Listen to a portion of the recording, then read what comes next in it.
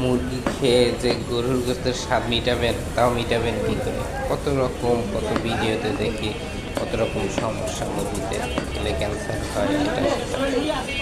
আর আমাদের মতো লোকদের গরুর গোস্ত তো খাওয়া অনেক সময় অকল্পনীয় হয়ে যায়, যেই দাম আর যেই অবস্থা।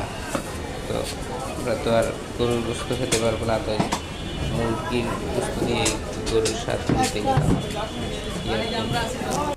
সব বাজার যেমন তেমন, মাছের বাজারে গেলে ভয়ই পেতে হয়, কেননা 300-400 টাকার নিচে কোনো মাছই নেই।